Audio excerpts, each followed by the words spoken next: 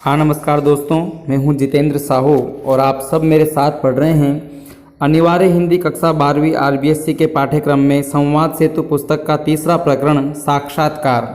साक्षात्कार क्या होता है, साक्षात्कारकर्ता के अंदर क्या गुण होने चाहिए, साक्षात्कार कैसे लिया जाता है और साक्षात्कार किसे कहते हैं, इलेक्ट्रॉनिक माध्यमों के लिए साक्षात्कार क्या होता है, आइए जानते हैं हम इन सब बातों को विस्तार पूर्वक। सबसे पहले देखते हैं साक्षात्कार किसे कहते हैं। अंग्रेजी शब्द इंटरव्यू के शब्दार्थ के रूप में साक्षात्कार शब्द का प्रयोग किया जाता है। इसका सीधा आशय साक्षात करना, साक्षात मतलब आमने सामने, साक्षात कराना होता है। इस तरह यह स्पष्ट है कि साक्षात्कार वह प्रक्रिया है जो व्यक्ति विशेष को साक्षात करा दे, उसको हमारे सामने ला दे। परिभाषा: किसी भी क्षेत्र में चर्चित या विशिष्ट उपलब्धि प्राप्त करने वाले व्यक्ति के संपूर्ण व्यक्तित्व और उसके कृतित्व, व्यक्तित्व मतलब उसका पूरा उसकी पर्सनालिटी, और कृतित्व उसने क्या किया है को आमने सामने बैठकर जिस विधि से जानकारी प्राप्त की जाती है उसे हम साक्षात्कार कहते हैं। सीधी भाषा में कह सकते हैं किसी भी व्यक्ति को आमने सामने बैठकर उसके बारे में संपूर्ण जानकारी प्राप्त करना, उसके व्यक्तित्व और कृतित्व के बारे में जानना ही साक्षात्कार है। साक्षात्कार आपने देखा होगा नौकरी के लिए भी साक्षात्कार लिया जाता है, या किसी व्यक्ति विशेष की संपूर्ण जानकारी जिससे और लोग प्रभावित हो सकें उसके लिए भी साक्षात्कार लिया जाता है, जो दूसरे लोगों के लिए उपयोगी हो, उनके अनुभवों का लाभ अन्य व्यक्ति भी उठा सकें, इस उद्देश्य से साक्षात्कार लिया जाता है। अब देखिए, साक्षात्कार उस वार्ता यानी चर्चा एवं भेंट को कहा गया है जिसमें पत्रकार या लेखक किसी व्यक्ति या किन्हीं व्यक्तियों के सवाल जवाब के आधार पर किसी समाचार पत्र में प्रकाशन के लिए, टीवी पर प्रसारण के लिए, प्रकाशन और प्रसारण ध्यान देना, प्रिंट मीडिया में प्रकाशन होता है और इलेक्ट्रॉनिक मीडिया में प्रसारण होता है, हेतु सामग्री एकत्रित करता है। अब देखिए साक्षात्कार के प्रकार कितने हैं। मौलिक रूप से साक्षात्कार दो तरह से लिया जाता है। पहला तो वह जो विभिन्न प्रतियोगी परीक्षाओं या नौकरियों के लिए होते हैं, जैसे आपने आईएएस के इंटरव्यू देखे होंगे, आईपीएस के इंटरव्यू देखे होंगे, आरएस के इंटरव्यू देखे होंगे। और दूसरे वे साक्षात्कार होते हैं जो रेडियो, टेलीविज़न या समाचार पत्रों के लिए रिपोर्टर या संपादक लोग लेते हैं। इसे माध्यम उपयोगी साक्षात्कार भी कहते हैं। इसे माध्यम उपयोगी साक्षात्कार क्यों कहते हैं? क्योंकि ये माध्यमों के लिए, जैसे प्रिंट मीडिया, मीडिया मतलब माध्यम, इलेक्ट्रॉनिक मीडिया, तो प्रिंट मीडिया या इलेक्ट्रॉनिक मीडिया के लिए जो साक्षात्कार लिए जाते हैं वो जो है माध्यम उपयोगी साक्षात्कार कहलाते हैं। अब देखिए अब हम पढ़ेंगे प्रिंट मीडिया के लिए साक्षात्कार कैसे लिया जाता है या इलेक्ट्रॉनिक मीडिया के लिए साक्षात्कार कैसे लिया जाता है या किन बातों का ध्यान रखा जाता है, ये क्या होता है। प्रिंट मीडिया के लिए किए जाने वाले साक्षात्कार में साक्षात्कारदाता व साक्षात्कारकर्ता के हाव भाव, शारीरिक गतियाँ और वेशभूषा का कोई महत्व नहीं होता, क्योंकि इसमें व्यक्ति सामने नहीं होता, केवल उससे पूछकर उसको फिर जो है लिखकर प्रकाशित किया जाता है। इस माध्यम के साक्षात्कार में सुधार करने की पूरी संभावनाएं होती है। प्रिंट मीडिया के अंतर्गत क्या क्या आता है? अरे प्रिंट मीडिया के अंदर पत्र पत्रिकाएं या समाचार पत्र आते हैं, तो समाचार पत्रों में तो जब साक्षात्कार जो है प्रकाशित होते हैं, यानी किसी व्यक्ति का साक्षात्कार लिया फिर उसको जो है सारांश रूप में प्रकाशित कर दिया, तो उसमें सुधार किया जा सकता है।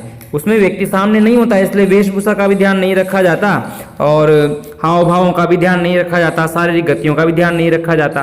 किंतु प्रिंट मीडिया की साक्षात्कार में भाषा सरल होती है, विषय के अनुरूप होती है, क्लिष्ट भी हो सकती है, क्योंकि इसे पढ़ने वाला व्यक्ति साक्षर तो अवश्य ही होगा। ऐसे साक्षात्कार को एक से अधिक बार पढ़ने की जो है सुविधा होती है, कभी भी हम पढ़ सकते हैं। और प्रिंट मीडिया के लिए कभी कभार सुविधा अनुसार साक्षात्कारदाता को प्रश्न लिखकर भी दिए जाते हैं, जिनका उत्तर वो लिखकर भी भेज सकता है और फिर उसे प्रकाशित कर दिया जाता है। इसके बाद हम देखते हैं इलेक्ट्रॉनिक मीडिया के लिए साक्षात्कार में क्या बातें ध्यान रखनी होती है। रेडियो और टीवी के लिए जो टीवी को इलेक्ट्रॉनिक मीडिया के अंतर्गत शामिल किया जाता है, इसके लिए लिए जाने वाले साक्षात्कार की सफलता में तकनीकी पक्ष का भी विशेष योगदान रहता है। तकनीकी पक्ष में सब चीज़ें आ जाती है, आप जानते हैं आज की टेक्नोलॉजी क्या है, कैमरा है, शूटिंग है, उसकी किस प्रकार शूटिंग की जा रही है, किस प्रकार से एडिटिंग की जा रही है, तो ये सब चीज़ें तकनीकी पक्ष के अंतर्गत आती है। तो सफलता में तकनीकी पक्ष का भी विशेष योगदान होता है। पूर्व निर्धारित किसी स्थान विशेष पर या किसी स्टूडियो में साक्षात्कार में शामिल होने से पूर्व साक्षात्कारदाता व साक्षात्कारकर्ता को माध्यम के तकनीकी पक्षों व गुणों की पूरी जानकारी प्राप्त कर लेनी चाहिए। रेडियो के लिए किए जाने वाले साक्षात्कार के संबंध में साक्षात्कार लेने वाला और साक्षात्कार देने वाले को भी ये याद रखना चाहिए कि एक बार टेपांकित हो जाने के बाद इसमें संपादन की गुंजाइश बहुत कम या सीमित रहती है, यानी उसमें सुधार नहीं हो सकता। इसलिए साक्षात्कार लेने वाले और देने वाले को दोनों ही बड़े ध्यान से ये क्रिया संपन्न करनी चाहिए, क्योंकि उसमें सुधार की कोई गुंजाइश नहीं होती।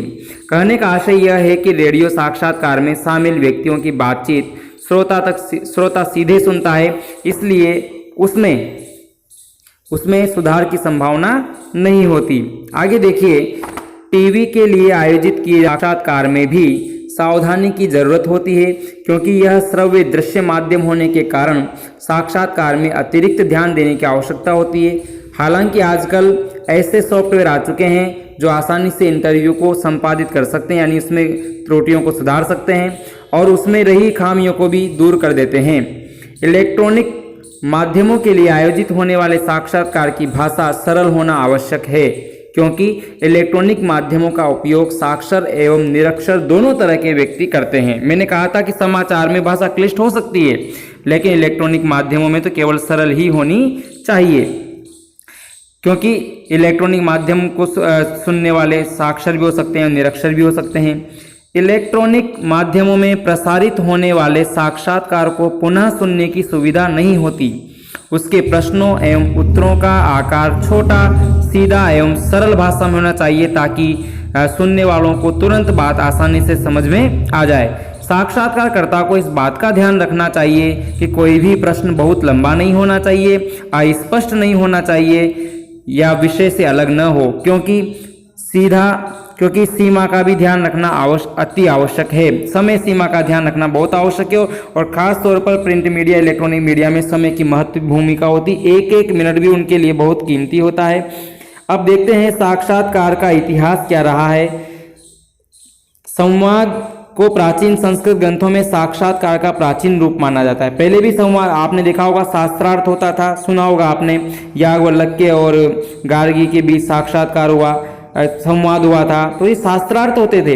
इनको हम साक्षात्कार भी कह सकते हैं। ये परंपरा कहीं न कहीं से तो विकसित हुई है। संवाद को प्राचीन संस्कृत ग्रंथों में साक्षात्कार का प्राचीन रूप माना जाता है। नचिकेता यम संवाद, मरणासन रावण से लक्ष्मण का संवाद, भीष्म का युधिष्ठिर से संवाद, कृष्ण का अर्जुन से संवाद, गार्गी का याज्ञवल्क्य से संवाद, गौतम का सत्यकाम से संवाद, ये सारी कहानी हमने पढ़ रखी है। तो कहीं न कहीं ये एक प्रकार का साक्षात्कार ही था। अब देखिए साक्षात्कार की तैयारी कैसे होती है। साक्षात्कार की तैयारी करने के लिए परंपरागत रूप से मौखिक व लिखित साक्षात्कार तैयार होते हैं। मौखिक साक्षात्कार में किसी व्यक्ति से समय लेकर या आवश्यकता पड़ने पर आकस्मिक रूप से बातचीत कर ली जाती है, ये मौखिक साक्षात्कार कहलाता है।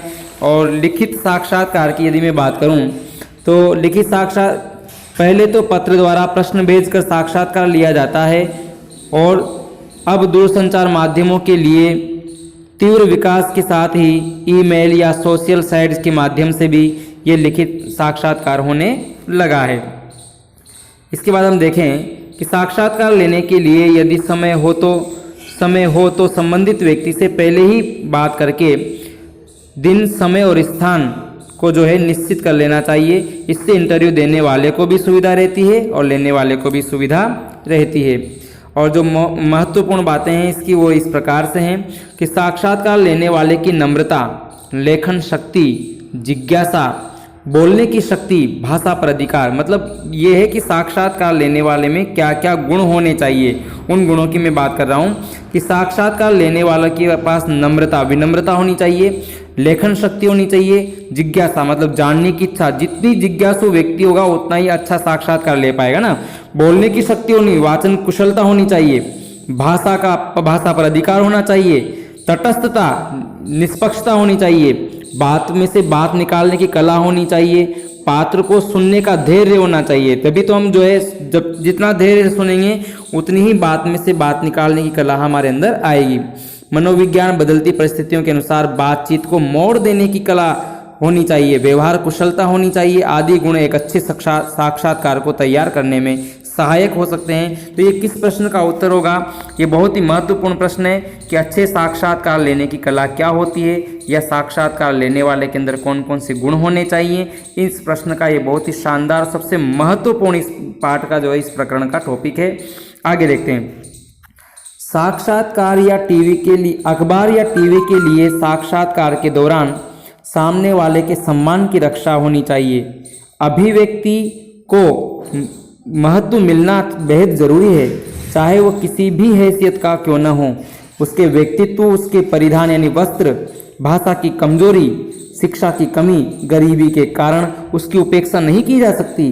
किसी व्यक्ति के साक्षात्कार करते समय घमंड, रूखापन, बात योजना, वाचालता, कटुता आदि से परहेज करने वाले पत्रकारों ने सामने वाले के ऐसे दुर्गुणों को सहन करते हुए अच्छे साक्षात्कार प्रस्तुत करने में सफलता पाई है। क्योंकि हमारा उद्देश्य तो केवल उससे उसकी जानकारी प्राप्त करना है, उसे जानना है, उस जानकारी को लोगों तक पहुंचाना है, ताकि अधिकाधिक लोग उस अनुभव से लाभान्वित हो सके। इसलिए हमें उससे रूखापन दिखाने की आवश्यकता है। यानी हमारा एक तरीके से उस समय हमें मतलब ही होना चाहिए कि हम उसको जानना है, तो उसके परिधान पर, उसकी भाषा की कमजोरी पर, शिक्षा की कमी पर हमें ध्यान नहीं देना चाहिए। इसके बाद देखिए, कई बार इंटरव्यू देने वाले इतने चतुर होते हैं कि वे प्रश्नों को टाल जाते हैं या छिपाते हैं, तो घुमा फिरा कर खूबसूरती से वह बात सामने ले आना ही अच्छे साक्षात्कारकर्ता की सफलता है। तो ये बात ध्यान रखनी है आपको कि अच्छे साक्षात्कारकर्ता को क्या क्या बातें ध्यान रखनी होती है। क्योंकि कई लोग ऐसे होते हैं, आपने देखा होगा, राजनीति से जुड़े हुए जो लोग होते हैं वो प्रश्नों का जवाब नहीं देना चाहते, प्रश्नों को टाल जाते हैं, घुमा जाते हैं। तब हमें उनको घुमा फिरा कर बड़ी विनम्रता के साथ, बड़ी कलापूर्ण ढंग से उस बात पर लाना होता है, उस प्रश्न पर लाना होता है, ताकि उस प्रश्न को इग्नोर न करें और सभी प्रश्नों का जवाब हम उससे प्राप्त कर सकें। कैसे लें अच्छा साक्षात्कार? देखो प्रश्न है, कैसे लें अच्छा साक्षात्कार। इसके लिए साक्षात्कारकर्ता को साक्षात्कार में शामिल होने से पूर्व ही संबंधित व्यक्ति के विषय से जुड़े हुए कुछ प्रश्न तैयार करने पड़ते हैं।